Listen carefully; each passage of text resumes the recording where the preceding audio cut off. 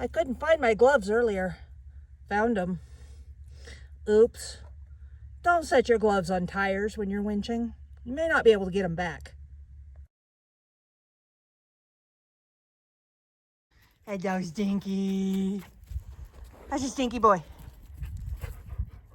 All right, we're here to do number 3 of Penny's 5 upgrades for preseason wheeling winter 2024. And this is a small upgrade. In fact, it's one I'm going to do all by myself. I don't think it's going to be that difficult to do, and it's a skill that anybody should have. Any driver, anybody working off-road. So some of these things I'm doing for the first time, and some of them I've done once or twice, but haven't done them recently. So it's always a good chance to brush up on skills. What am I doing? I think it's pretty obvious. Winch line replacement. I ordered from Yankum Ropes. I ordered their winch line. It's a direct replacement for this stock one I have in now.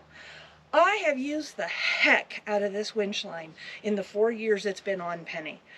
Here's some examples of what I mean.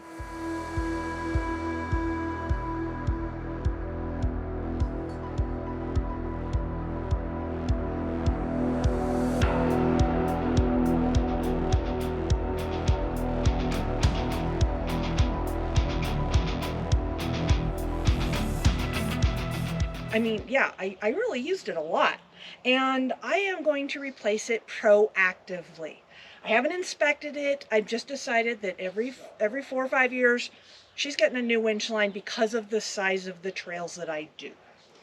Now, on this current setup, I have a JCR flip-up plate that allows me to access my Factor 55 thimble or hook, and that works great. But listen.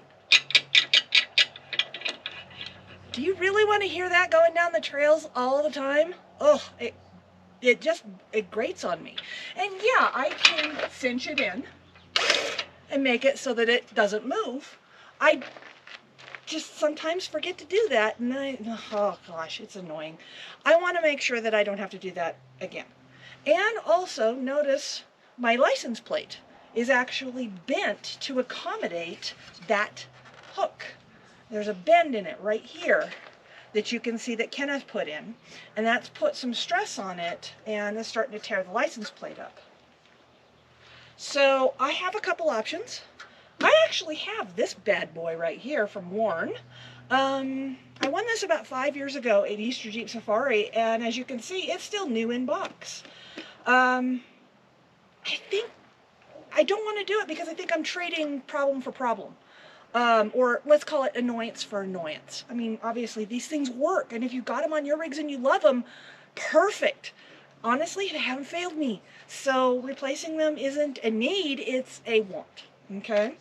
And putting this on would just be trading one problem for another because it would sit there, dangle and bang, and that even worse than the Factor 55 hook.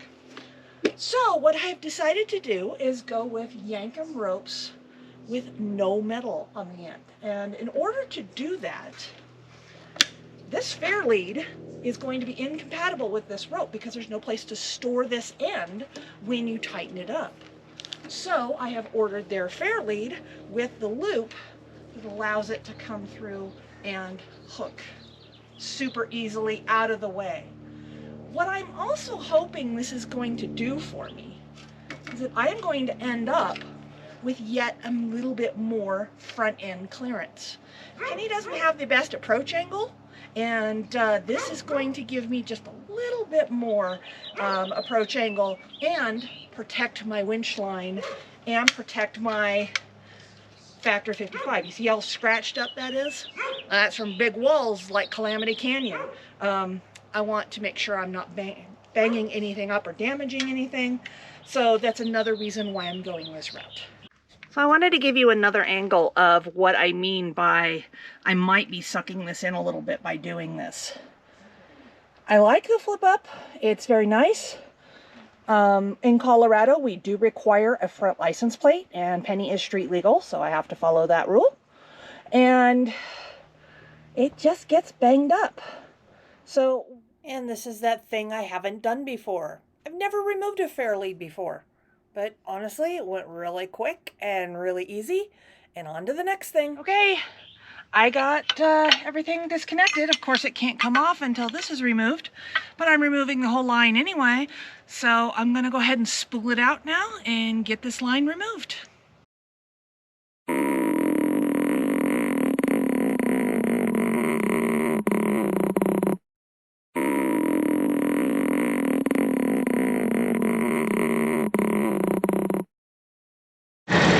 I know it may be hard to hear me over the engine, but I'm letting it run just to help the battery recover. Now it's time to take the winch line off the drum. This little Allen key.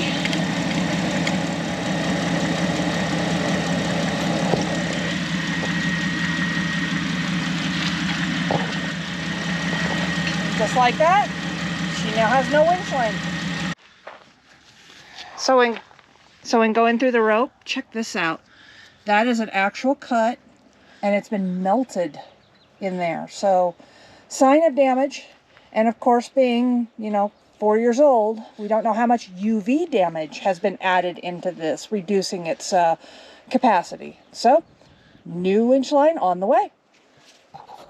So, while the boys play with the dogs and also work on a secret project in the shop, I'm off to the hardware store to get some nuts for the bolts that we're going to be cutting down. All right, done at the hardware store. So if you saw in a prior video, it was actually our opening, when the boys went to the hardware store and they took a bolt with them to size the nuts they needed, and they forgot the nuts or the bolt at the hardware store. Got the nuts and remembered my bolts. I'm good. Yep. All right, we have the bolt with the sacrificial nut mounted in the vise. The idea here is that this nut, we have it on now so that after we make our cut, we can spin it off and it will clean up the threads for us. So very, very neat trick that I just learned. But now we've figured out where to cut it. I'm gonna go ahead and make that cut, bevel it, and then clean up the threads. Okay. So let's get this done.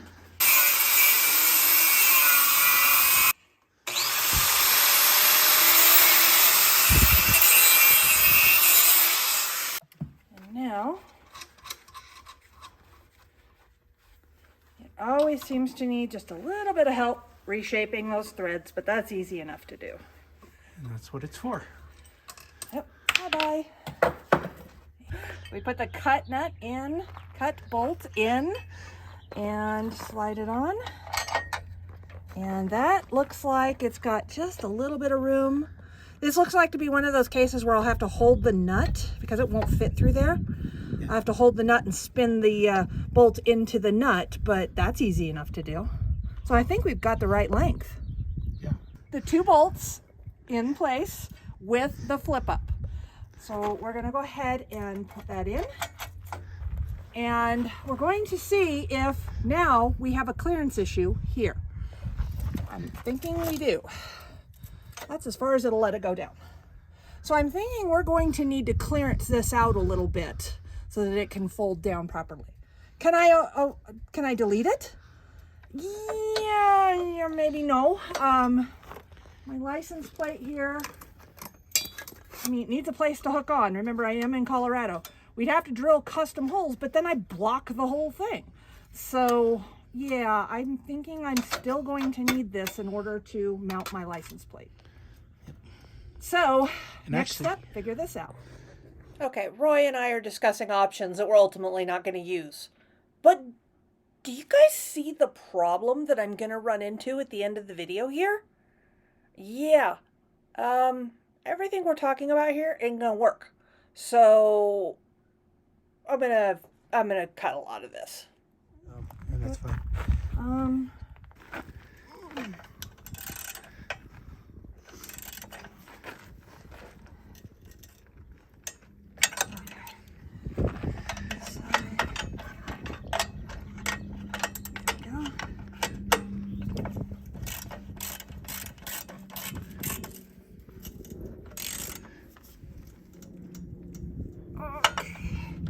And it's April strong. There we go. My new fairlead is on. Oh, come on. The problem has got to be obvious. Wasn't to me at the time, but it is now. Okay, so next is to figure out how to clearance that without nicking that. I wish every shop had a Roy, because he figured out a better way to do this than what we had planned. We thought we were going to have to clearance it here to make room for the new fairlead. But I love this idea of just mounting it right here to the top. You can still flip it forward if needed, but just letting it lay like that still is legal, and it works for me. So I think that's where my license plate's going to end up. Nope, that wasn't the answer to the problem. All right, so the boys had a really good idea here. They had me flip it upside down. So I took off these bolts on both sides. I went ahead and exchanged ends. Great idea, but the problem is still there. Fastened it back up, and actually I am liking this quite a lot. I'm actually thinking about putting a bit of a reverse bend here than what I had, and that should not interfere with the winch in any way. So, liking this, we will put this on later. For now, it's time to put the winch line on, and I need to get her moved over to a tree for that. So let's get that done.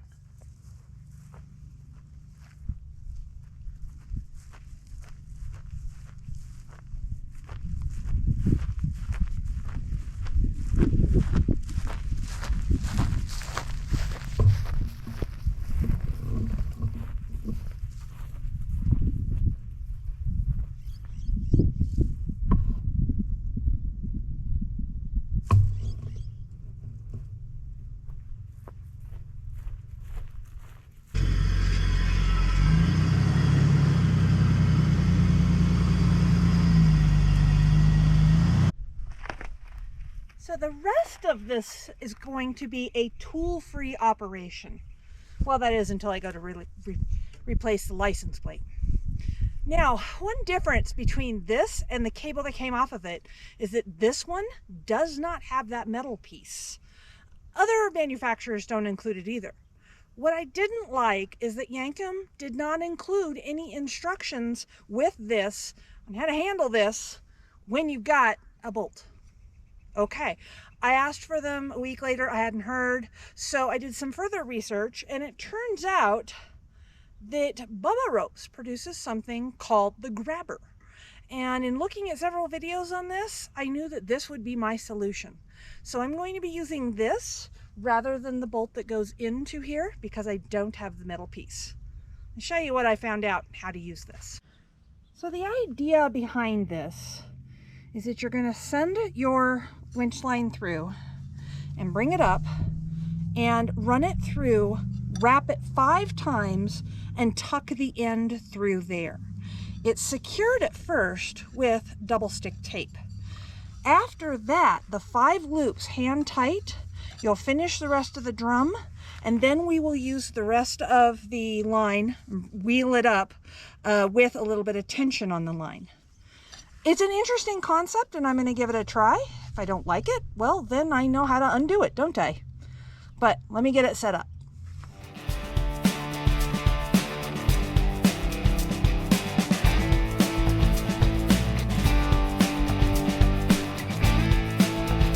Well, there it is. I gotta say, it went in even easier than I thought it was going to go.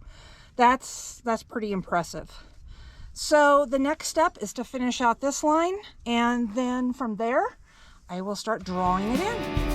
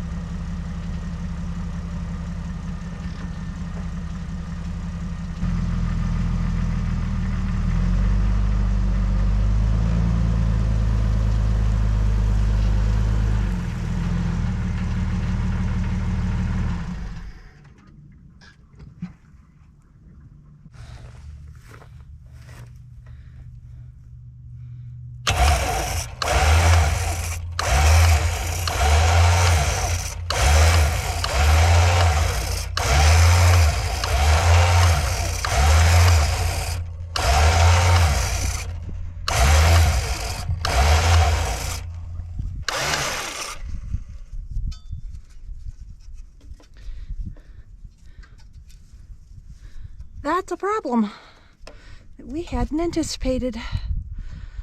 Okay, I need to figure that out because that's actually the intended purpose of that. But for now, just like so.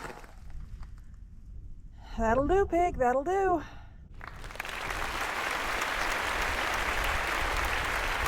I couldn't find my gloves earlier. Found them. Oops. Don't set your gloves on tires when you're winching. You may not be able to get them back. For now, I am running it a little oddly. I grant you that. But Roy thinks he has a solution for me for the license plate holder. Kenneth wants me to try flipping the bolt around before we get into anything more. I still think some of the black will need to be cut, but flipping the bolt around could be part of our answer. Or we'll fab something. We don't know yet. But for now, the rope is protected and we're basically good to go. Well, it's on.